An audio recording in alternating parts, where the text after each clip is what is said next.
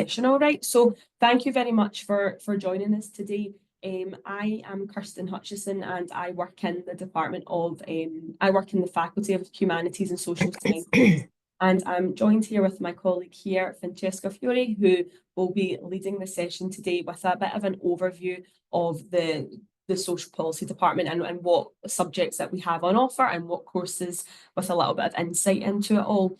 Like I say, the way that this is going to work is that Francesca will then go on to share her screen to give a little bit of an overview, and then the chat function is available for anyone that has any questions, and I will cover off some of the available scholarships available for anyone that's potentially inquiring about those things at the end of the session after Francesca's finished.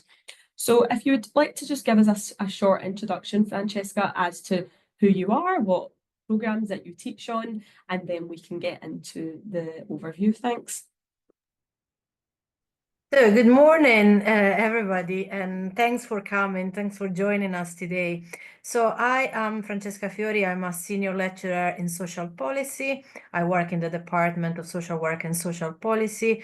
And as part of my role, I am the director of all the postgraduate taught programs in the school, and I'm also the program lead for the MSc in International Social Welfare.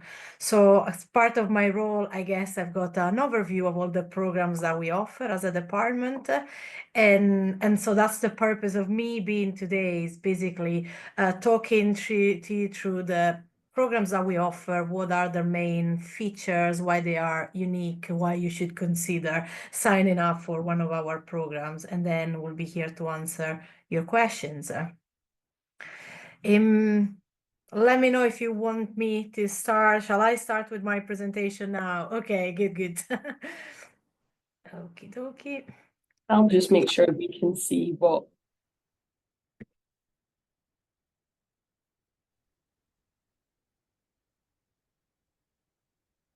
That's excellent. And just click along to make sure it slides on. No? Yes, okay. Thank you. It's hopefully working. Yes, I hate technology when it gets into the way, but let's see.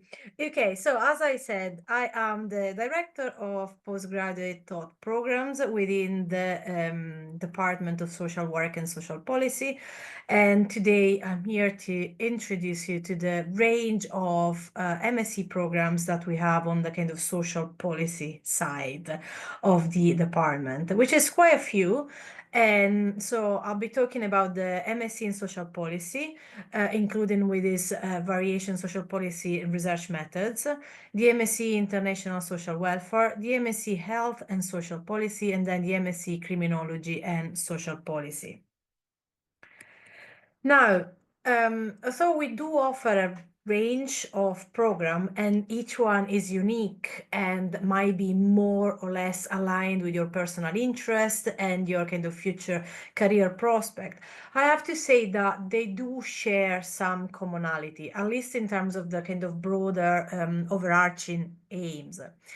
So I would say that first of all these programs aims at providing our students with an understanding of social needs and social experiences, their underlying drivers, and the way into which different societies, different policymakers, different practitioners respond to social needs and social experiences. Then, second main objective or aim of all these programs is that throughout the year you get students will be exposed to a range of approaches to social research and social theory, going from like different theoretical framework and different methodological approach, ranging from quantitative methods to qualitative methods, participatory research, co-production, all concerned with the understanding and the making and the analysis of policy and practice. And then the third aim is over the course of the year, students develop a much wider range of skills beyond this kind of substantive and methodological skills which are related to the topic of their masters. So students on our program become more familiar with the practice of working in groups. They become familiar with the idea of critically analyzing policies, and also they learn how to present and disseminate research in a way that is effective.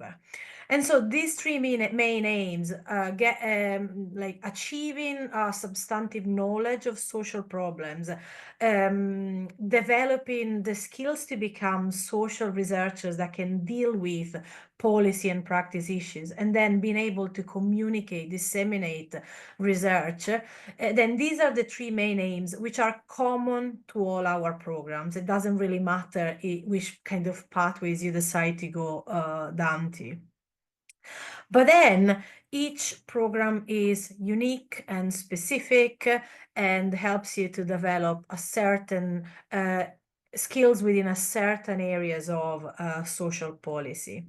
So let's start with the MSc in social policy, which is the first of the programs that we developed within the school. So the MSc in Social Policy builds on the kind of multidisciplinary expertise of staff within the department. We have colleagues that specialize in housing, in health and social welfare, in criminology, and they all come together and teach on this social policy program, which is all about all this different range of social policy issues, the way they intersect, and the way they inform the process of policy making. Some of the students on the MSc Social Policy go down the kind of research methods pathway, which is open to everybody, but is also like the type of program that you would enroll in if you are planning to do a PhD after, and particularly so if you receive funding, ESRC funding to do a PhD with us, then if you don't have the necessary methodological skills to undertake postgraduate research, then you will be funded to do an MSc in social policy with research methods. So the difference between the general MSc social policy and the social policy research methods is essentially in a stronger emphasis on research methods that we have on the MSc social policy research methods, which prepares you to undertake research career in the future, be that within academia or in the kind of local government or the third sector. So you do get exposed to more research methods teaching if you do the research methods program. Another, like a second program that we offer is the International Social Welfare. Why is it special? Why is it unique? Well, is in his word, first of all, is international. And it is international both because it relates to social problem and social issues across the wider globe, including the Global South, but it's also international because it tends to attract students from a variety of countries, which it makes it quite a special experience to be on this program, because you learn not just from your lecturers and from the kind of content of your modules, but also simply by sharing the classroom with students to come and bring their own experience from various country of origin. So last year, for example, we had over 15 students. Some were coming from different countries in Africa, from India, from Pakistan, from the United States and Canada. So really a range of experiences that contributes to the learning that you do on this program. The other kind of key aspect of the International Social Welfare is that it brings together the two souls of our department, which is the social policy side and the kind of more practice-oriented social work side of the department. So colleagues from both these disciplines contribute to the teaching that is on offer in on this program. And it's often a program that is of interest for students that come from a social work background, so a very much practice-focused background, but they want to develop their understanding of how policies are made and how they can then shape social work practice. The third MSc and one of our newest MSc on offer is the Health and Social Policy MSc, which builds on the expertise of staff in the Center for Health Policy and is an MSc program that explores the way social and health policies intersect. So clearly people experience a wide variety of health outcomes, and there is an understanding now that the way people fare in terms of their health is very much shaped by a range of other social experiences such as unemployment, housing. And so that's what we learn on this MSc program, how social issues intersect with health outcomes and how policy in other social realm may then affect health outcomes. This master is quite unique in the UK. I think we are the only university that offers this type of program. And this is because it's developed with the input of our expert in the Center for Health Policy, which is particularly strong in terms of participatory research methods and involving the public in the understanding of what makes social and health experiences.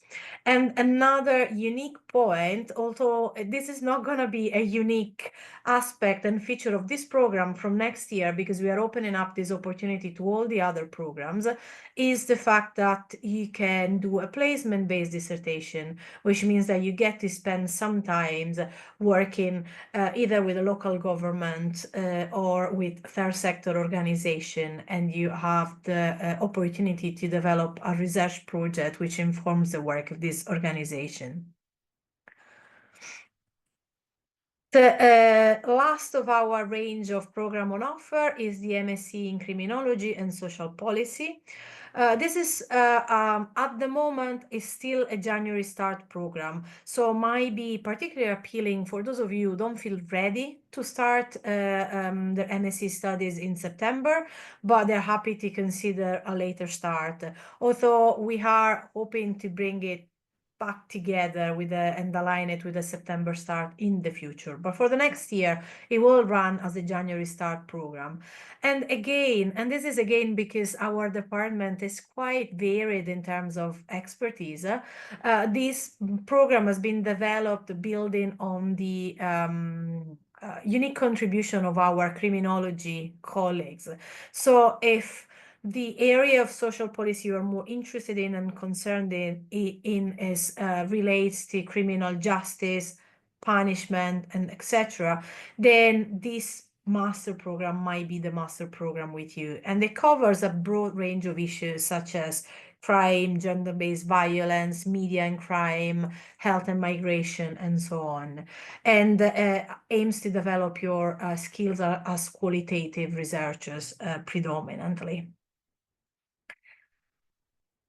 Okay, so these are the programs that we offer on the kind of social policy side of the department. What is their structure? Because often students want to know, yes, how does this work in practice? Oops, sorry. So you can take this program both as full-time programs or as part-time programs. Full-time programs involves 180 credits. And so you take 60 credits of taught modules in semester 1, 60 credits of taught modules in semester 2, and apologies for the slide, the colors on the slide, 60 credit during the kind of summer term working towards your dissertation. And 60 credits are equivalent to 320 credits different modules. Now, some students take this as a full-time program, as I said, over the course of 1 year. They start in September, they submit their dissertation around July, August, and that's it. They completed their program. Whereas other students prefer to take this as a part-time program because they combine it with work or other responsibility. And there's different ways, and it's quite flexible the way you choose to take your modules over the course of 2 years. We usually recommend to maybe take 2 modules in semester 1 and 2 modules in semester 2 of the first year, so that then you've got a lighter second year in terms of taught modules, and you can concentrate on your dissertation. But this is very much open to discussion and chat with the teaching staff, and you can choose the way that suits you best.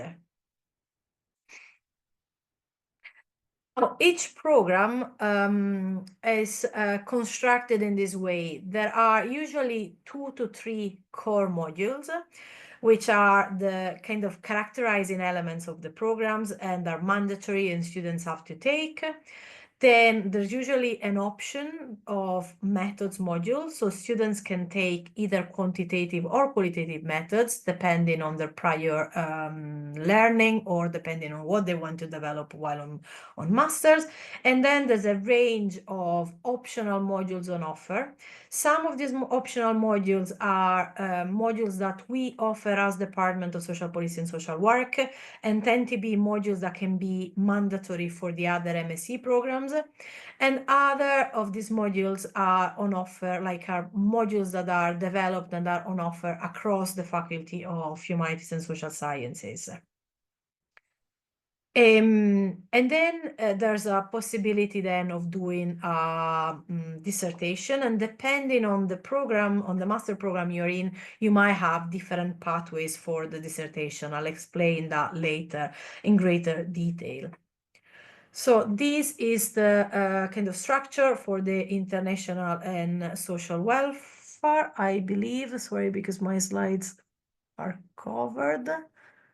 The title of my slide is covered, but I believe this is, yes, from what I can see, this is international and social welfare. And then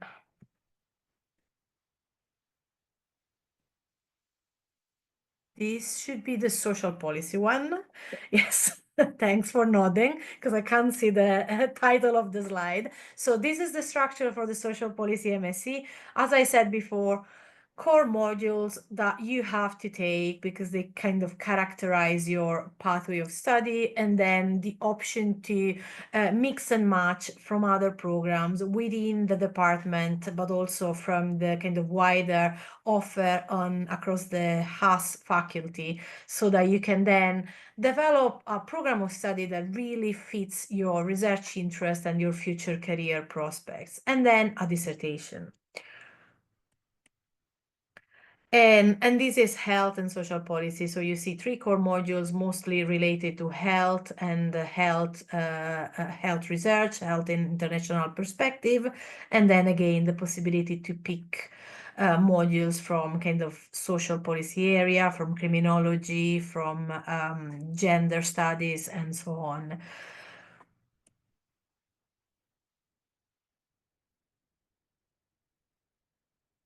In terms of dissertation pathways, there are 3 main dissertation pathways. I should say 4 if we are including the masters in criminology. So the 3 dissertation pathways are a dissertation in social policy, a dissertation in social work, and a placement-based dissertation, to which, of course, you should add the dissertation in criminology if you are considering an MSc in criminology and social policy. So a dissertation in social policy is the dissertation that is open to students across the 3 programs. The dissertation in social work is only relevant if you're doing a program in international social welfare. And then you have the placement-based dissertation, which, as I said, used to be an option only to the students in health and social policy, but we made some changes to program regulations, and now we've opened this up to students across the 3 programs: social policy, international social welfare, and health and social policy. And the dissertation, they all run from more or less spring 2020, will be 2026 for you. Sorry, I forgot to update the slide, but more or less they run from spring to August. We start with a series of workshops, and then there's more independent work where students work towards their dissertation. There were 60 credits, so they are a big undertaking, but they're also the kind of, I think I would say so, they are the most rewarding part of your study program, because it's where you get to choose a topic that really matters to you and delve in depth into the research, conducting some original piece of work, some empirical research. And so it should be the best part of your degree. A few words on the difference between the kind of traditional dissertation and the new placement dissertation. So traditional dissertation are 15,000 words on a topic that relates to the MSc program, but you can very much choose what you want to do your research on. And as I said, we've got expertise in the department across a broad range of, sorry, social policy issues. So really, we've had students doing dissertation on migration policy, on housing policy, on health policy, on gender, on children, on older people and aging. So really, there's something for that suits all the tastes and all the interest. It can be based on primary or secondary research. So some students went out to collect their own data, doing qualitative interviews. Other students prefer to use secondary data, be that quantitative data or being maybe systematic literature reviews or critical policy analysis. And this work is undertaken with the support of an academic supervisor that gets allocated to you based on the topic of your dissertation and the mode of your dissertation. The placement dissertation is like a different way of working towards your dissertation and entails a 19 days placement, which is spent with the host organization and a series of academic supervision sessions. You are slightly less free here if you opt for a placement dissertation, because what happens is that the project gets developed by the placement module supervisor and the host organization, because it needs to be a project that is of relevance and matters to the host organization. And so also you don't pick the project, like you can select the project you want, of course, and you can apply for a specific placement. There's still some creativity and some input from your side that contributes to the development of the piece of work. So it's an allocated topic and project in a way, but then you can choose between the different project that gets advertised, and then you can bring your own contribution and you can own the project once you start working on it. You don't write a traditional dissertation for this, but you produce a piece of work for the host organization, which can take a variety of format. Some students, for example, last year did kind of policy report. Other, they produce video podcast. So the output are very different. And then you have to add reflective essay on that output. So you get evaluated on these two pieces of work. How are we doing for time? Yeah, we're good for time if you want to keep going. Okay, so I'll continue. As I said before, the programs that we offer are quite specific in terms of the issues that are covered by each module. So for example, MSc in social policy, as I said before, the key question is how do social policies, so policies that relate to employment, to the economy, to social security, to housing, to crime, shape outcomes across different areas? Why do we need to consider integrated approach across different policy area to tackle problems that are complex and multidimensional? What can we learn if we compare policy and social welfare systems internationally? And we do offer drawn comparison, first of all, between Scotland and the rest of the UK, given, of course, the nature of devolved and reserved matters, but also drawing from example across the world, particularly when you engage in modules such as health from an international perspective, or comparative welfare, or international social work, which are very much international in their and comparative in their focus. And you get trained in research methods, be that quantitative or qualitative, And particularly, as I said before, and I like to emphasize this, we are really strong as a department in terms of participatory research methods. So that's something that you probably find in Strathclyde and perhaps not elsewhere. And so how do we use all these methods to inform, shape, critique policies, and to evaluate also the impact of policies on people's lives? With the MSc in Health and Social Policy, what we do differently from the general MSc in Social Policy is that the focus is very much on health outcomes. So here, the kind of key aspect is understanding what are the kind of wider social determinants of health, and how policies in all these areas that we've mentioned shape the health outcomes of our citizens. And again, we try to learning from examples worldwide, and using whole systems approach, integrating different policies, looking at the intersection of different inequalities and shaping these health outcomes. And we have a range of modules that have been developed specifically for this program and build on the expertise of our staff and the Center for Health Policy, but we also draw on expertise across the faculty. For example, we have a module on media and health, which is offered by our colleagues in humanities and journalism, modules on histories of health, and modules on sustainability and on economic evaluation of health intervention, drawing on expertise from our colleagues in economics and in the business school. So multidisciplinary approach, I think, is the key to tackle what is a complex issues, such as the issues of health inequalities. And similarly, international social welfare, we use comparative analysis, we use intersectional feminist approaches to understand complex inequalities and experiences of poverty across different geopolitical settings.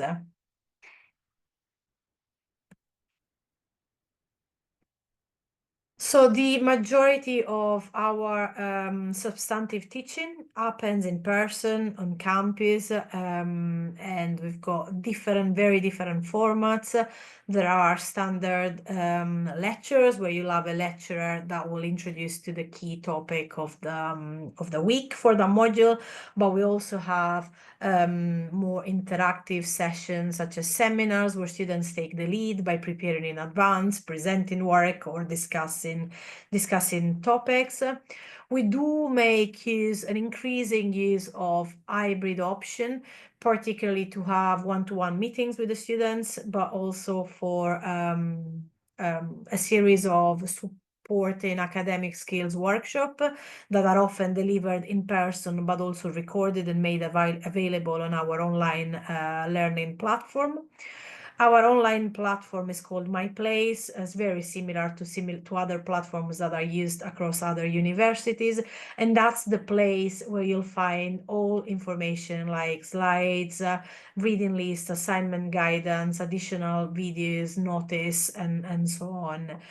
So majority of learning, as I said, is in person, combination of styles, but also supporting resources available online, particularly for students who might have to juggle different family or work commitments.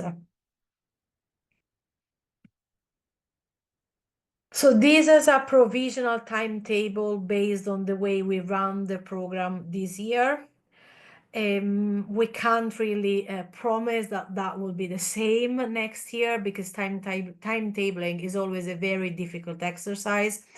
However, based on feedback that we have receiving from students, we're trying our best to get to a situation in the future where we try to teach in person across fewer days a week, because we think that will make the life of our students a little easier to manage. So it's not a promise, but it's a commitment as a department that will try and make sure that students don't have to come more than 3 times a week, per semester for their teaching. So this is the timetable for all the modules that are core to at least one of the programs.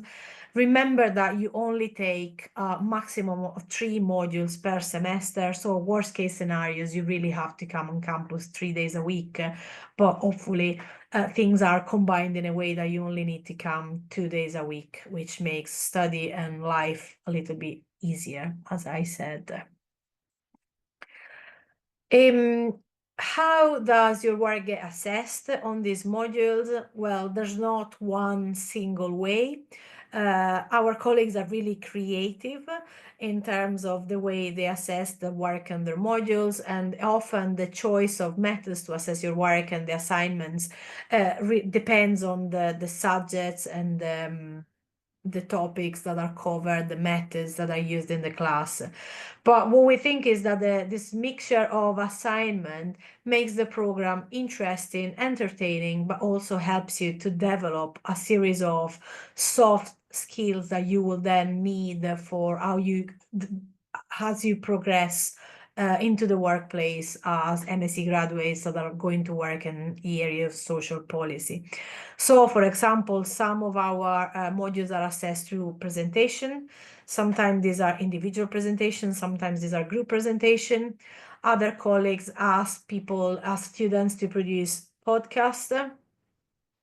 Other colleagues use standard essay or critical policy analysis. Other will ask you to produce briefings, like policy briefs that could be shared potentially with broader audiences. So a series of different pieces of assessment, which, as I said, hopefully will make your time on the program varied and exciting, but at the same time will develop a series of skills that you will need in the future. I think another aspect of which we are quite proud of, I think, and that we do quite well, is we support our students irrespective of their background. And this is because our masters, because of their kind of subject and because of the disciplines, they tend to attract a very diverse cohort of students. Every year is different. So there are years where we have more international students, years where we have mix of maybe mature students or students that come with a non-social science, social policy background. For example, this year, our health and social policy program attracted several students that come from science background, from biology, for example. And so we do find the students have different, like, prior learning and expectation when it comes to write and read for kind of the social sciences. So what we do in the first semester is we offer a series of core academic skills workshop where we discuss issues such as how do you read for an academic assignment, or how do you write? What does it mean to read critically? What does it mean to write critically? What does it mean to do a critical policy analysis, and how that differs from doing a critical review of the literature? And then we also equip students with soft skills such as referencing and proofing their work and making sure they are upholding the highest academic standards, such as avoiding plagiarism. And a new, something that has now become key element of the landscape in which we learn and teach is the use of Gen AI. And again, how do we use it, or how should we not use it for academic purposes if we want to make sure first that we are following good academic practice, but also that we are making the most of our time together to learn to be critical and to learn to be policy analysts, to learn to be researchers. So these are workshops that we offer in semester 1. Towards the end of semester 2, so in spring, once your teaching for the core semester 2 modules is over, then we also have a series of workshops that are targeted to your dissertation, where we help you to plan and design your research project. And we also support you with a range of methods, training that might be useful for your dissertation that adds to the methods training that you already receive as part of your module program. And we also offer you options for having drop-in with the dissertation module lead, and then before we leave you in the hands of your dissertation supervisors during the summer. So these are some of the members of the teaching staff that you'll have the pleasure to get to know personally if you choose to sign up for one of these programs. They are each fantastic expert in their disciplines, and I'm sure they'll make your learning Strathclyde rewarding and interesting. Here is our head of department, Neil Quinn. And this is a sample of our connections. I said before, we have colleagues working for the Center for Health Policy. I should have mentioned other research centers that have a home at Strathclyde in our department, such as Celsius or CYCJ. But then we also have lots of connection with a series of third sector and local government organizations, and we draw on this connection to send our students on placement. We invite people from this organization to give guest lectures, which is another feature of our program. We invite experts from outside the department as well to bring their insight and expertise. And hopefully this will be contacts that you can make throughout your year at Strathclyde, and will help you making the transition or returning to the labor market after completing your studies. I guess this is a question we always receive. What would I do after? So what are my options career-wise if I complete a master? Of course, there's not one single destination for students in our masters, and it really depends very much on what you do or what you learn while you are with us. But these are some of the examples, and these are some of the destinations of our students in the past. So what we prepare you for is policy roles. And in fact, some of our graduates work for the Scottish Government or for the Department of Work and Pension using the fast track civil service scheme, or they're working in other local government agency, and they are covering roles that are related to health, housing, social security. Other were from the start more interested in advocacy roles, and they leverage their experience in placement to then continue to work with some of third sector organizations. So for example, one of our students is working with the British Heart Foundation Scotland just now. Some of our students, particularly those who follow the international social welfare and might have a prior social work background, might go into more frontline roles, so being involved in public health and care support services. And then there's also a possibility of continue to conduct research in social policy. And some of our graduates do transition from an MSc into PhDs, either in Strathclyde or elsewhere, or continue and start their research career with partner organization. Very often students complete their studies and they say, I've had enough, I want to work. And then 1 year after, they come back and they say, can I do a PhD with you? Which is probably the best feedback you can receive as a teacher, as an educator, because it means that you kind of instilled in them the love for the subject and the love for what we do in Strathclyde. So I hope that might be one of the pathway for some of you that are today on this webinar. So this is my email address. Of course, I'm here to answer any question you might have. but sometimes you don't have question right after a presentation like this because it might be a bit overwhelming. But take a note of my email address, and I'm always happy to receive email and get back to you and clarify some of the aspects on our program, particularly once you've got your ideas a little clearer as to what you would like to study with us. But thank you for your attention, and I'm here to answer questions if you do have any. Thank you very much, Francesca. That was excellent. I think we've covered quite a lot there. I know that, like you say, sometimes people come with questions now, but if you don't have any questions now, if you have questions relating to any of the specific, modular kind of course content, the things that Francesca spoke about today, then the email address that she's popped in on the slides is the best one for that.